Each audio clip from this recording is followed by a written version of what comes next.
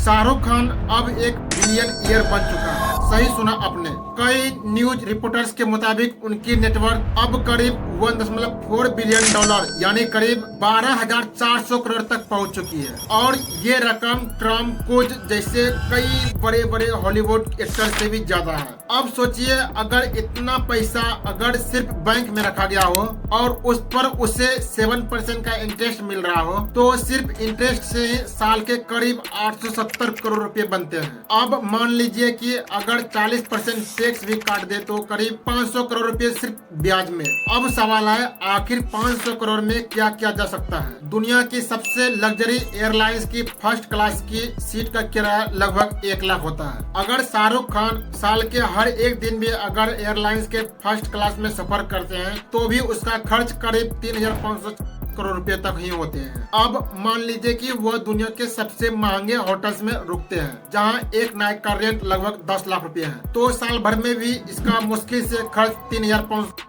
करोड़ ही होते हैं। चलो अब इसे एक लेवल और ऊपर ले चलते हैं। कुछ लोग कहेंगे कि शाहरुख खान ऐसे होटल्स और फ्लाइट्स में क्यों ट्रेवल करेंगे? तो मान लेते हैं कि उन्होंने एक अपना प्राइवेट जेट ले लिया है। एक एवरेज प्राइवेट जेट को खरीदने और उसका मेंटेनेंस करने का सालाना खर्च करीब 200 करोड़ रुपए तक ही आता है। इसके अलावा मान लीजिए कि वह हर साल एक नई अल्ट्रा लग्जरी प्रॉपर्टी खरीदते हैं जिसकी कीमत 100 करोड़ रुपए है, तो कुल खर्च हुआ लगभग 300 से 400 करोड़ रुपए साल के। और फिर भी सिर्फ बैंक के इंटरेस्ट से उन्हें 500 करोड़ मिल रहे हैं। यानी इस लेवल पर अमीर होने का मतलब है आप चाहे जितना पैसा खर्च करो, आपका पैसा खत्म ही नहीं हो सकता है। अब यहाँ मेरा शाहरुख खान से बस एक ही सवाल है, क्या इतने पैसे काफी नहीं है? अगर काफी है तो फिर पान मसाला जैसी हानिकारक चीजों को प्रमोट करने की फिर क्या जरूरत है? 2014 की एक रिपोर्ट के मुताबिक आपको पान मसाला प्रमोट करने के लिए साल के 10 से 20 करोड़ रुपए मिलते थे। मान लेते हैं आज 2025 में ये रकम 10 गुना बढ़कर 100 से 200 करोड़ रुपए मिलते हैं। लेकिन सवाल यह है कि क्या सच में आपको 100 से 200 करोड़ रुपए की जरूरत है? अपने अंदर झांक कर ईमानदारी से सोचिए, इतना पैसा